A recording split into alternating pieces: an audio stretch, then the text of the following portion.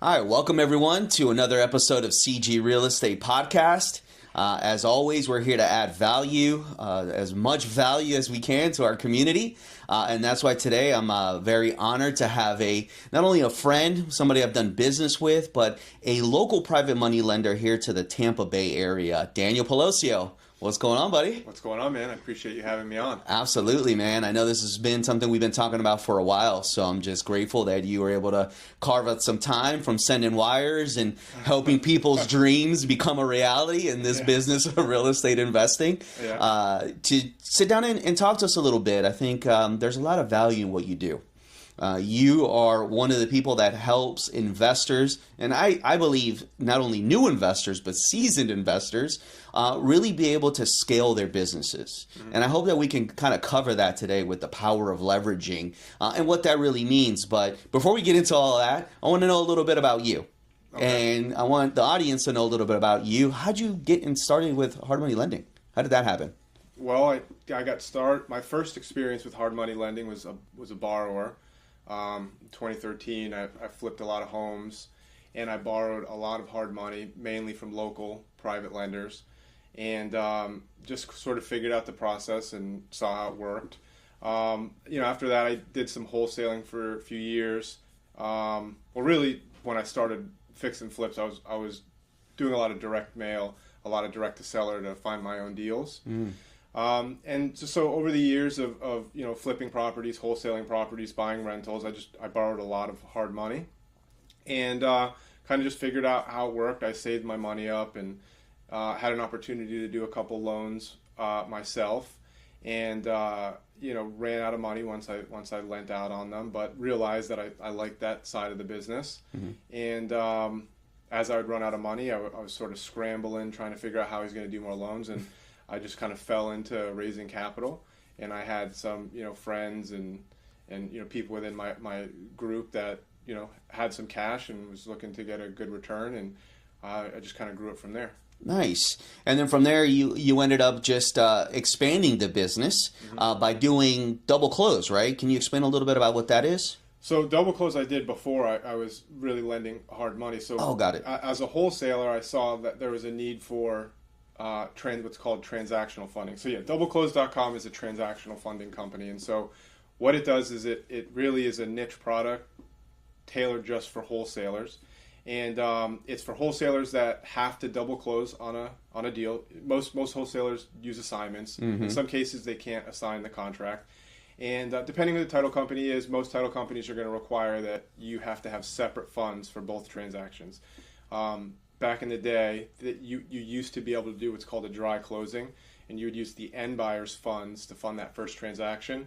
That sort of looked poorly upon now, really, since Dodd-Frank and since the crash. Yeah. And so there's a lot of really good wholesalers that get on really good deals. A lot of times in wholesale, the guys that are in that industry, it's sort of your sort of entry into real estate, as it was for me.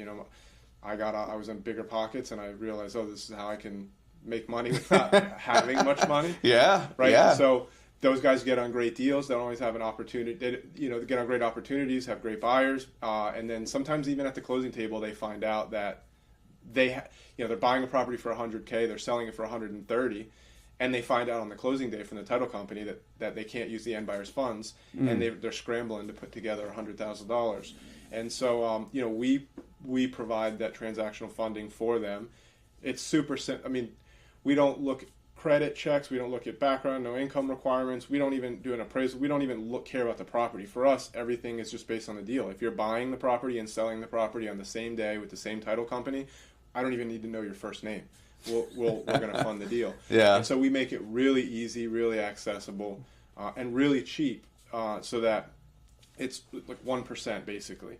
And so if you so you're not charging too much then for that transaction. No. I mean, like I said, when I was wholesaling, it costs a lot of money and time to process calls, to get the phone to ring, for PPC, for direct mail, for PAs. I mean, the hands out are endless, and so it was important to me to make it a no-brainer and to give as much value, as you mentioned earlier, that I possibly could in the way that I could do that. It doesn't cost me a ton of money to have this product, and so I wanted to share my savings with our clients and make sure that they're keeping the lion's share of their money. Because a lot of times what guys would do in that situation is they'd go to seasoned investors and they'd say, hey, I got this deal, will you JV it with me?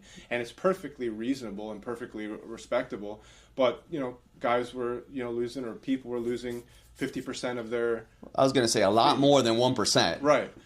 And so I saw an opportunity to help and add value and earn a little bit myself, and it's worked out great since we started. That's awesome, man. And so from that, you transitioned over into the actual private money lending side of it, right? Like we talked about with your experience. Mm-hmm. I know I met you back in like 2015 and you were flipping, or 2014, I think it was. Yeah. And you were flipping a bunch of properties and you were in the real estate business. And, I always love to see the evolution, mm-hmm. And what we do in our careers. I know we've both kind of gone down these different paths of starting off as flippers and then kind of going out, creating rental portfolios, yep. exploring into some of the commercial and multifamily, the lending side of it, and all these things. And I know we've just invested a lot of years into this, right? And now, because of the education that we've kind of been able to accomplish by getting out there and doing it, mm-hmm. we're able to then now share that perspective and help others come alongside of us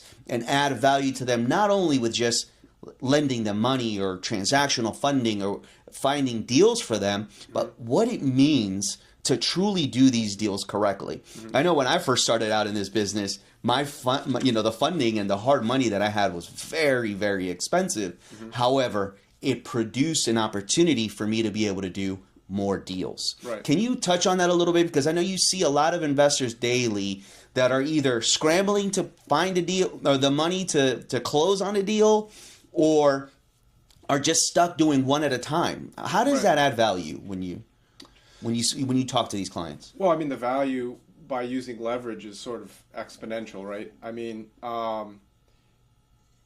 you make more money, obviously, if you use your own money to fund the deal. The reality is most people don't have enough to do multiple projects a year. Yeah. And even if they did, it's a poor return on investment.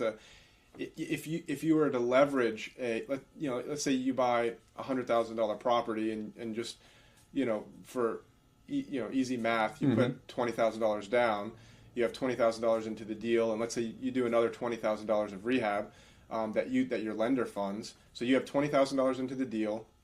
It's a $120,000 project. Let's just say you sell it for, these are unrealistic numbers, but let's say you sell for $200,000. So that leaves you with an $80,000 spread.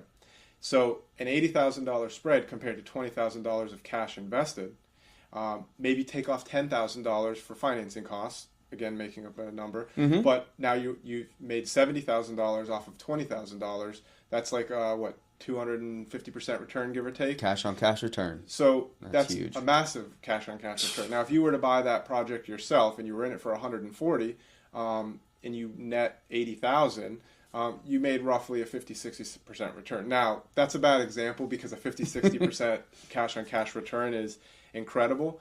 But the reality is it's usually much less. If you were to fund your projects yourself, you're probably looking at maybe a 15 or 10% cash on cash return, where the market is right now.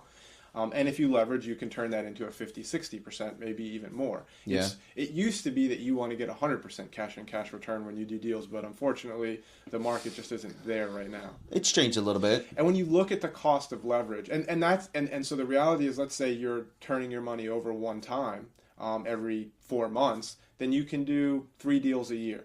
But you certainly have much more time to do more. It's just you're kind of strapped with cash waiting for this deal to sell. And so if your average profit, again, making up a number, is just across the board, your average profit per deal is $30,000 when you pay cash, and you do 3 a year, you make $90,000. But if you can do 6 a year, and now you're only making $20,000 because you're paying for leverage, mm-hmm. But you're doing 6 at $20,000, you're making what, $120,000 a year? And so what's your cash on cash return on that? Yeah. And so it just grows and grows and grows with you as you're able to scale. And I think there's something very positive that also comes out of that, is that you're kind of minimizing your risk, right? So you got all of your eggs in one basket in one property, Right. where you're investing that 140 or 150,000 instead of spreading it out over maybe 2 or 3, getting into different areas. For me, that's what I found is that when I really started leveraging and understanding the power of leveraging, Right. I saw that not only could I do more projects, my return was a little bit less because I am paying for the cost of capital. However, at the end of the year, the amount of income that I earned was substantially greater. Right. And the risk of having my own money, my own personal capital that I worked really hard to obtain in just a few deals versus spreading that around and having that in 10, 15, or 20 deals, it helped me mitigate my risk. Because in this investment business that we're in, do we make money on every deal? No. No, that's the reality of it. Yeah. People will Most sit here and tell you, right, that, have to make oh, it on you're going to most become a millionaire when you Yeah. get into this business and every deal is going to go great. Yeah. Wrong. Right. You have deals that don't go your way. Right. And that's either from not being fully educated on the area or making sure that you're correctly doing the numbers on a deal, right? Or even unlucky. You look at the storms. Or right now. unlucky, right. Like we were working with a lot of clients that had properties on the beach that were just getting ready to ramp up, and now, you know, with the FEMA regulations, they're not really able to repair the place. Like they're taking, you know, pretty significant losses, and it's, you know. It hurts. My point is, it hurts. it Yeah, doesn't- right. And, It hurts. and you can do everything right. You can do everything right, and still sometimes things go wrong. Yeah. So to have less of your own money kind of trapped into one of these projects is very beneficial. And to have something else going on, because Right. if you've got all your eggs in one basket and it doesn't go well, then now you've lost. Maybe you're not receiving any income for the next few months. But if you have another project or 2 projects that you were able to spread it out across, and they weren't, I guess, under the same natural disaster, you have an opportunity to at least, you know, keep some cash flow coming in. Recoup. Yeah. So at SEP Capital, what are some of your main lending programs? Like, what do you really offer that is, this is my bread and butter. This is what we do best. So our bread and butter is probably just a short-term bridge. And like you can package that up or dress it up differently. You know, you can have a fix and flip loan. You can have a cash out refi. I would say that maybe 20 to 30% of what we do is fix and flip loans. Okay. And the rest of it is just quick cash to supply whatever is needed as long as there's equity. Now we can get equity by down payment, or we could get equity by, you know, just by way of having it in a property that you already own.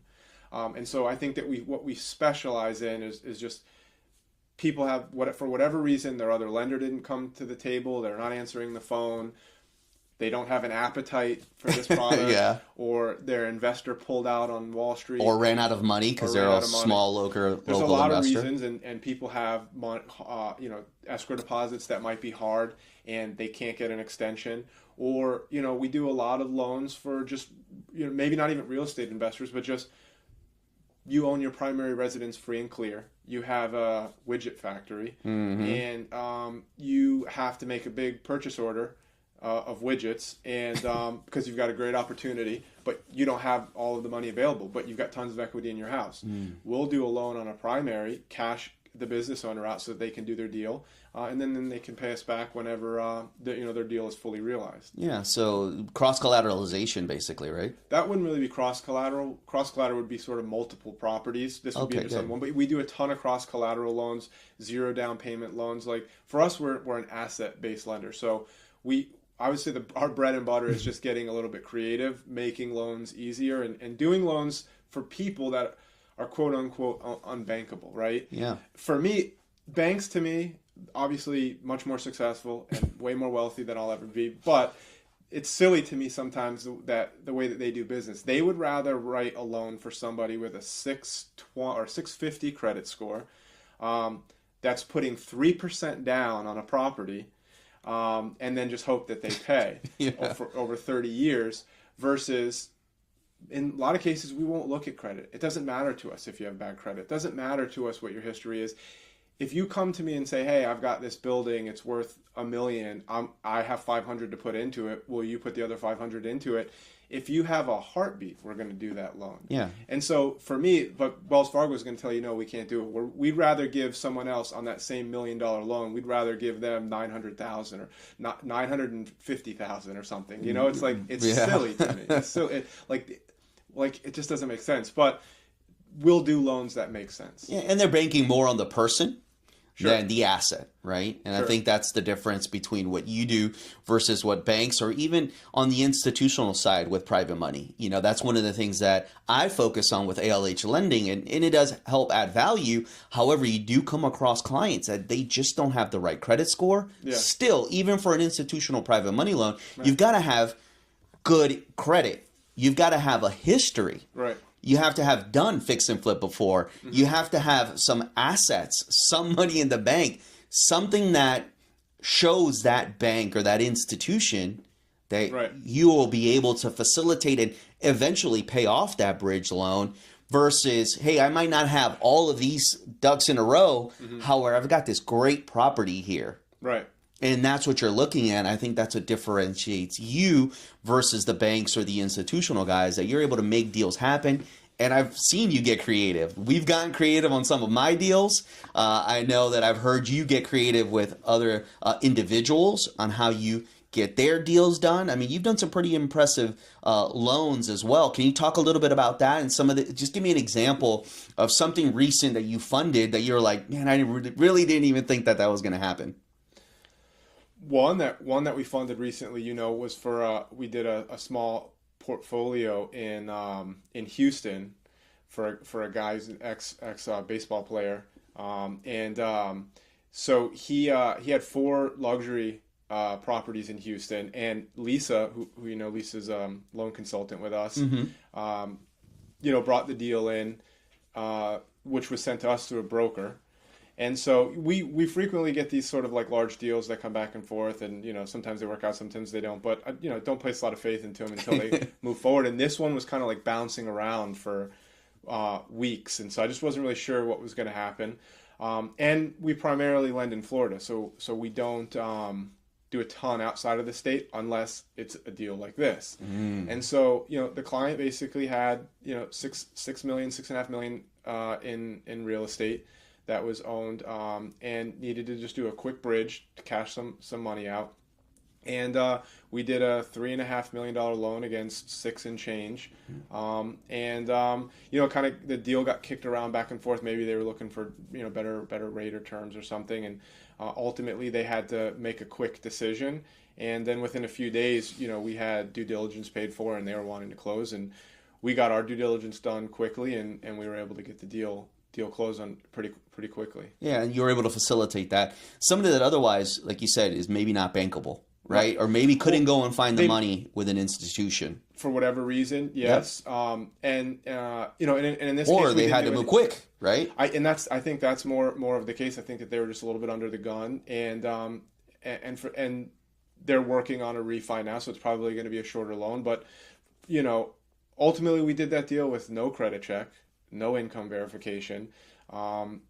We didn't do any background stuff. We didn't look at bank statements even. Like for us, the collateral was really strong. The asset itself. You know, we felt that the client was going to, you know, protect their asset, that, you know, it's not easy to build up to that. And so we were comfortable with the asset, and we were able to get the deal done very painlessly. Nice, man. That's great. And, you know, as far as like for anybody that's looking in or is in that situation where they've gone to multiple different sources and they've been told no, seek out a private money lender. SEPcapital.com is your website. So if anybody wants to submit a loan to Danny and have him look at it. But, you know, one thing that I do appreciate about what you do as well, and I believe that's why, you know, we have such good synergy in what we do together, is that you will tell individuals, hey, I'm looking at this deal. It doesn't make sense. Right. I hear you a bunch on the phone telling people, hey, that's just not a good deal because you've got the experience. You came from the side of the investor, and you're still an investor, right? You still buy real estate and do things like that. So you're adding value to your clients more so than just saying, yeah, sure, I'll write that loan for you. Right. No, wait, well, hold on. Let's really I've heard you say this multiple times as well. That rehab budget is too low. But what are you doing there? You're helping someone that might have overlooked a number to maybe have to reevaluate that deal and think about it twice and maybe say, ooh, this might not be a deal I want to get into. Well, as real estate investors, we're always looking at our deals. So I shouldn't say always, but as real estate investors, sometimes we have a tendency to look at our deals with rose-colored glasses on. You emotionally get attached to a deal. You want to have this building, you want to have this strip center, you want to have this house, and you can kind of look past some of the small details because maybe you're thinking about the bottom line, and so sometimes it helps to have a third party kind of just take a look at it and say, well, hey, I know the wholesaler told you that the budget's going to be 50,000, but the reality is because of the storm, all the contractors are out on jobs and they're bidding really high. So you might be spending closer to 70 or 80. Who knows? You know what I'm saying? And maybe, so yeah, it helps to sort of have, and I don't ever want to just tell people no. It's all, for me, it's really important for us here to just, the answer, and I tell Lisa and I tell Dustin, who works with us as well as a loan consultant, like the answer is never no. It's always, we can do it if. We can do it if. And so I like that. If we get a deal and the deal doesn't look great, I'm going to jump on the phone with the client and I'm going to jump on MLS and I'm going to say, hey, did you see these comps? Did you see this one? Because sometimes I may miss stuff too. I'm not, immune to mistakes. And so I'll say, hey, take a look at these comps. And then, these are a little bit closer. I know you have these comps from 1.5 miles away, but these are in the neighborhood or whatever the case may be. And most of the time clients will come back and say, oh yeah, you know what, I agree. And I'll say, look, go get a discount on the price. See if you can get a discount or them to drop the price a little bit. Look, if you really want to do the deal, I think this is where it's going to work. And here's where I feel comfortable putting my own money in the deal. And so I'll lend X amount. Now, if you want to go get a lower price, that just means your down payment's a little bit lower. I would advise you not to move forward on this deal because I don't want to see you lose money. But again, I don't know everything. I may be missing something, and I'm not just going to if the deal is just really bad and I just know they're going to fail, I won't give them money. I won't allow them to fail. Yeah. No matter how much money they put down, I'm not going to I couldn't in good conscience let somebody just not get taken advantage of. No, and I think that's the value that as a business owner and as somebody that cares about your client, you're willing to go that extra mile, not only to just help, educate, show someone where that, instead of just saying no, like you said, right? Yeah. Hey, if you go and do this, then you could still have a good deal. But at the same time, you're adding value to that person's life where somebody else that's in your same situation or runs the same type of business, because they want to make money, would have said yes. Right. And let that person fail. And guess what, though? That person's not going to come back to you. They're not going to thank you, even though right now they might be upset that you kind of said no and gave them other options. But ultimately, they're going to see that, hey, if I got into this deal that was bad, I'm going to lose money or ultimately can put myself in a bad situation. And I do believe, because you're doing the right thing, Danny, we talk about this all the time. If we go out there, we add value, we do the right thing, right, good comes back to us. Look at the default rate that you have. I know we've talked about this as well. It's very, very low because you're not just putting people or allowing people to get into bad deals. Right. And you're providing a service by helping someone that everybody else said no to. Right. Get a loan that you know is good, that you know the collateral is good, and then they can go on and do something else. So listen, I just keep doing the same thing. I think that is going to continue to help you grow. And I'm interested to see or hear from you. What do you foresee the next 8 to 10 years look like for your business? Where do you want to go to, Danny?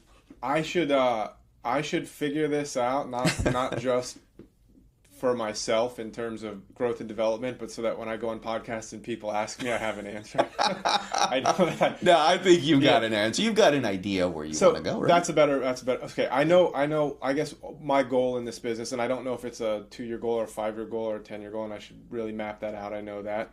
But where we're looking to take this business is to about 150 million in loans outstanding. Which right now we're just shy of 20 million, I think, and we've what an accomplishment as well, though. That's been awesome to see you obtain that as well. Also, it's been exciting growth. I think that we sort of tried to grow the business over the last 2 years or so, and put an effort in. Recently, we brought on a couple loan consultants who are really helping us with originations. Who, like I mentioned, Lisa brought in that large deal in Houston. She has another large deal closing at the end of the month, and so awesome for her. Yeah, so just like I had to learn about leverage on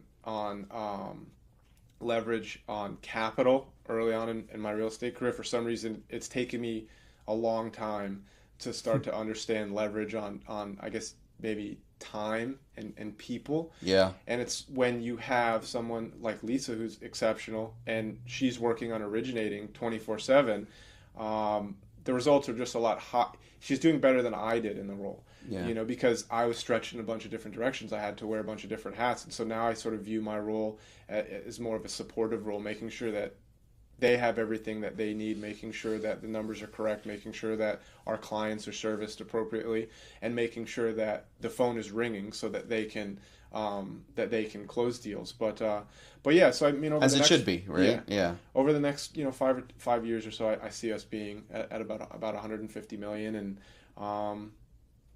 and then deciding at that point, do we want to grow it larger and maybe look at doing more commercial loans, and also growing a commercial portfolio myself. So that's something that I'm studying. Yeah, that's that's that kind of the next level, right? Of I think so. Being able to move into that commercial space, understand it, buy some of it yourself, and then be able to lend on it. I think there's so much opportunity coming on the horizon in the commercial space. Yeah. And being on the right side of it to not only be able to acquire, but like you just said, to help others, who have these type of properties that have a great asset but might need some help. Right. To refinance or to purchase, and kind of move in that direction. Have you done any commercial at all? We've done a few small balance commercial loans. Small balance is going to be like in that 1 to 3 million range. Okay. I think that there's a lot of opportunity in that range for private lenders because banks don't want to lend on that. It's not really worth, I guess, their time and due diligence. Obviously, their rates are pretty low, so they tend to avoid those types of loans. So that there's a lot of those opportunities out there. There's a lot of owner operators that are running their business that have these properties that fall within that range, that have great businesses, and there's a lot of opportunity to do bridge financing in that space. So I want to grow that a little bit, that can be a little bit tricky though because those loans tend to stay on the books a little bit longer. Yeah, they're a little bit harder to refinance, but at the end of the day, it's all pretty similar. Kind of eventually, roll into the strategy, right? They can, they'll either increase in value or find somewhere that they can do some sort of a long-term financing for. But I like that model a lot, and I see it as an opportunity to place a little bit more money. The average loan size is going to be a little bit higher, so I can kind of get to that goal with a little bit less time and effort, I guess. Yeah. The deals are larger size, less volume, right? That you have to originate. Yeah, and so that's one of the focuses I think of this industry, that the people in this industry sort of lost their way when institutional private capital got so popular. Those institutional guys are borrowing money from Wall Street, and so they have strict guidelines, and those products have really become sort of secondary retail mortgages, really, at this point. Yeah. There's a lot of underwriting, a lot of paperwork, a lot of minutia, and a lot of time. But what they've done is they've compressed pricing down. They've made them so cheap, but what they're doing is they're selling you a bank mortgage. And so what this business used to be about was quick, easy capital for clients, and for investors it was for a good rate of return. Yeah. And like my goal in my business and for our investors is not to do the most deals we could possibly do for the smallest amount of money. The goal for us is to earn a good return. And I think that in the industry, private lending or hard money lending sort of lost its way when money was so cheap on Wall Street. But recently, that's certainly changing before our eyes. I think that we're seeing that sort of go in the other direction. You're seeing that as rates jumped up, a lot of the larger guys just closed shop overnight because their borrowers are paying less than what they're getting money for now, and so Yeah. they just can't keep up, or not, I shouldn't say they can't keep up, but they can't continue to do loans. And like you said, when they say, oh, we ran out of money, a lot of times what's happening is their insurance companies or whatever funds they're borrowing for, that they're getting their money from on Wall Street, their rates have gone through the roof, and so they just can't, the money that, you know, they just can't lend it out for it to make sense anymore. Yeah. And so this business has always been about easy, like no credit checks, like no BS, but just like, you know, I have a good deal, and can you make the process easy? That's it. You've got a good asset, right? Like, right. It all starts with the purchase, the acquisition, or the asset you own. Right. If it's got good amount of equity in it, right? Mm-hmm. I like one thing that you said, and kind of is going to lead me down a little bit of a different path, just because I'm an investor with you as well. Mm-hmm. But you said like the funds and some folks running out of money, or like myself, I stopped doing as many deals, but I had this capital, and I'm like, man, I still want to put my money to work. Right. Like, I'm not buying as many fix and flips anymore. I've got this extra cash, but I don't like seeing it in the bank making 0.0002%, right? Right. And then I saw the opportunity that you have. Can you explain a little bit about the opportunity that you have for investors or people looking to get into real estate, but that just don't want to have their hands in real estate and want a little bit more of a passive approach? Yeah, sure. So on all of our loans, I have my own money invested in some of them, and it can vary per loan, maybe anywhere from 5 to 20%, and our capital investors will take the other the remaining. And so our capital investors are earning 10% or 8 to 10% yield on their invested capital, and they're investing on a per deal basis. So I'll definitely say that majority of our capital, our co-lenders really are people that sort of understand real estate. Kind of understand the basics of it, so that when they get a deal, they know, oh, that's a good deal. This is where I'm happy to have my money, you know? Yeah. And so when deals pay off, they have the option of, you know, receiving their capital back or rolling it over into a new opportunity. We fund all of our loans in-house, and then once the loans are funded, we bring in our capital investors to participate on the loans. And so we hold any new loans that we write for, you know, investors that are coming out of old loans. And you're also, though, one thing that I've seen, even if somebody's new and doesn't understand real estate, you're educating them as well, because you have an ability to put a deal together and show someone, hey, look, this is the leveraging that we're going to be in on this property. This is what they're borrowing. Here's what it's worth. And here's why we feel that this deal is lendable. Right. So you're providing an education as well for even folks that are new that want to take advantage of the passive income and get that cha-ching text message. I love that idea. Like every middle of the month when I hear that little cha-ching, I'm like, man, I just made my 10% on my money and I literally did nothing. Right. But say, hey, I like that deal. Let me put some money in with you and invest on it. But because I get a lot of people as well that come to me, they're like, man, I want to get in real estate, but I got a full-time job, or I've got all this other stuff going on. How do I do it? Yeah. Right? How do I get involved? And so I think you present an opportunity, a vehicle that, unlike owning a rental portfolio, where you're still getting calls at midnight that the AC went out, or even if you've got a property manager involved with it, I still deal with and I'm dealing with it now, and I have a property manager, and the headaches still come. The headaches still come, right? I know. There's just something about appreciation, though, that I just can't let go. You know, we want a diverse portfolio. Don't get me wrong. We want to be diversified, and that's okay. But I know that as I'm talking to more and more individuals, they're like, I'm done. Like, I'm getting ready to sell my whole rental portfolio. Right. I'm gonna have all this cash, but what do I do with it now? Well, I'm done with single family. But so I know. It's like I want to do commercial, and I like commercial because a little bit more money to work. The returns maybe aren't as high in some cases, but you get a little bit more money to work into a single asset, so you don't have them spread out everywhere. But what I really like about commercial is that, you know, you can set up leases as like triple net or, you know, offload cam. So it's like you can be responsible for much less. You're not getting calls when the toilet isn't working. And it's all B2B, which is also everybody that we lend to is B2B. So it's just so much easier to work with business people that aren't as emotional as, like, you know, a woman and maybe a family with kids that isn't paying the rent. It's like that's a tough decision. That's a tough one, right? Yeah. To have to evict somebody, that's always a challenge when it Right. comes down to, especially when we have changes in the economy and other things that are out of people's control. Right, which is really why I love the lending side of it so much. Even as an operator, it's much more of a passive business. I mean, there's a lot to do every day. It's funny because a lot of the hard money lenders that I borrowed money from over the years are now my investors. And I think that's great. Right. One of them made a comment that even though they weren't making the same return that they make when they lend out their own money or something about that, and like, but it's a lot better just collecting my checks from a cruise. Like him and his wife just kind of cruise all year long. That's so true though. It's like, for me, like looking at deals and underwriting and then having to collect payments and do all this, I don't have to do any of that. Right. You've done all that for me. Time. Yeah.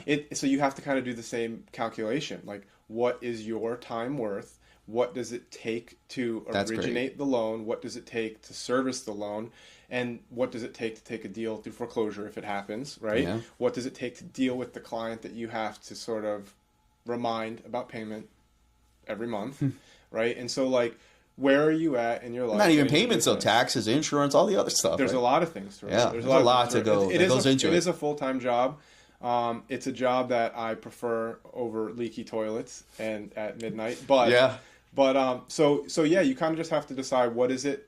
Do you want to work? Do you want to work for your money, or do you want your money to work for you? Or are you earning? Are you in a high-paying W-2? And does it make sense for you to stop earning where you're being paid more to come into a business that maybe you're paying less, but you still have cash that you want to get to work? One thing that cash should never be doing is just sitting in a bank account. No. Whether you put it into a money market with the bank or something, or a CD, something, right? Get 4 or 5% return, or with us get 10% return. Right. It shouldn't be sitting in a bank account. Yeah. No, I agree. Yeah. I agree. That's big. It just again, another avenue that you have to help people achieve goals. Mm-hmm. Whether they want to come to you and say, "Hey, I've got this deal," or they want to come to you and say, "Hey, I've got this money." Mm-hmm. That I need to put to work. So as you continue to bring in loans and you continue to grow your business, I know we've talked a lot about the value that you add in that, but I want people to know who you are as far as what's your why, Danny? Why do you do this? Why does Danny get up every morning and say, I'm going to go into the office for 12 hours a day and grind? I'm not in the office anymore 12 hours a day, but that's because I have 2 kids. There we go. It wasn't. So my why has. So I've always been somewhat entrepreneurial. My father was entrepreneurial, so I enjoy it. I think that even if I was, in a position where maybe I was just a capital investor full time and not a operator, I would still want to be involved. I think that I enjoy working.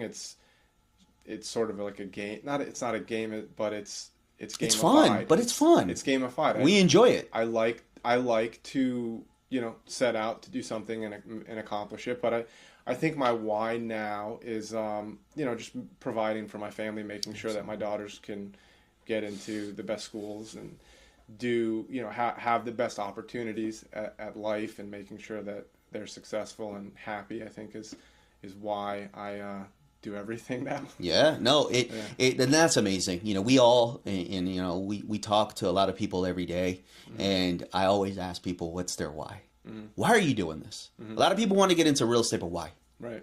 Is it just to make a whole bunch of money? Okay. Right. Is it for your family? Is it, what's that definition for you as a why? Because I think that has such an impact in how we go about our day to day. It changes our perspective.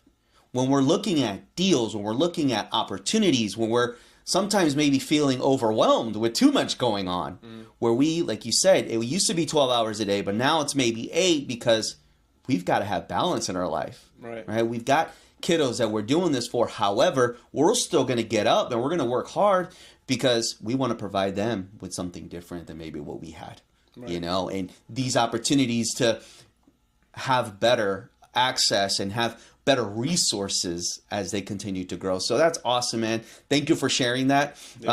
I hope that our audience really gets something out of that why. Figure that out. If you're looking to get into this business, figure out that why. Why are you doing it? And maybe it's not, I want to go and start, putting a hammer to a nail and fix and flip properties or build a rental portfolio. Maybe it's, I've got this capital, I need to put it to work because it's doing nothing for me, in the bank. So I think you're adding a lot of value to our community with giving them different opportunities to not only come to you to borrow money, but to also place money. So I think that's great. I'm super excited about what you're going to do in the future. Here to help add value to anything that you've got going on, as always. And before we finish the episode, one last thing. What would be one piece of advice that you would give an investor that's new to this business, that is coming to find a hard money lender, or maybe has capital already and is looking to get involved? New to the business and looking to be a real estate investor? Or Just a real estate investor. Real estate? I mean, so the first thing that I learned, and this is probably the most common piece of information, but for me, the first thing I learned is you make all of your money going into the deal, not coming out of it. Right. So you've got to buy real estate for the right price. You don't want to get involved in a speculation game of hoping that it's going to appreciate. I know a lot of people, and maybe that depends on the market that you're in. I know a lot of people in California do that. But I think that's more of an advanced strategy. So, which is why I started in this business direct to seller, because I knew that all the money is made going in. So you've got to buy a good deal, and then it doesn't matter what happens in the deal. If you overspend on the rehab, if the electric panel needs to be replaced, it can be all absorbed. If you can afford to pay for whatever leverage you need if you just buy the property at the right price. If you're buying it right, that's great. I mean, that's where it all starts. Just like anything, you got to buy it right, because then you've got a lot of room for error. Right. Yeah, right. Yeah. And so if you got to pay a little bit more, if the rehab runs over, whatever the case is, even if it's a rental portfolio, you bought it right, you can leverage it correctly. There's a lot of other opportunities later on. So that's awesome, man. Well, thank you so much, Danny. I really appreciate your time today. I hope the audience got a lot of value. How can they reach you? It could reach me at Daniel at sepcapital.com. Our website's sepcapital.com, and I'm on Instagram at D_Paloscio. Probably be in the show notes or something. Yeah, it definitely will. Yeah, we're going to put it in there. But so you'll see that in the links below as far as how you can get a hold of Danny. As always, you can go to the community, and there's resources there at CG Real Estate Academy and the community. And we love to put our vendors on there, which Danny's a part of that as well, where you can go on there, find all his contact information. And that's what we're doing. We're helping educate those around us to make the right decisions when they're getting involved in this business of real estate, which has so many different vehicles, so many different opportunities, but can also be, very detrimental if you don't do it the right way. So thank you for coming on, adding value. Danny, I'm excited to see where the next 5 years go, and I have no doubt in my mind that you'll be at 150 million, and then we'll be out there celebrating, buddy. I like it. Let's go. All right, man. Thank you so much. I appreciate it. Thanks, Carlos. All right. Take care. All right, buddy.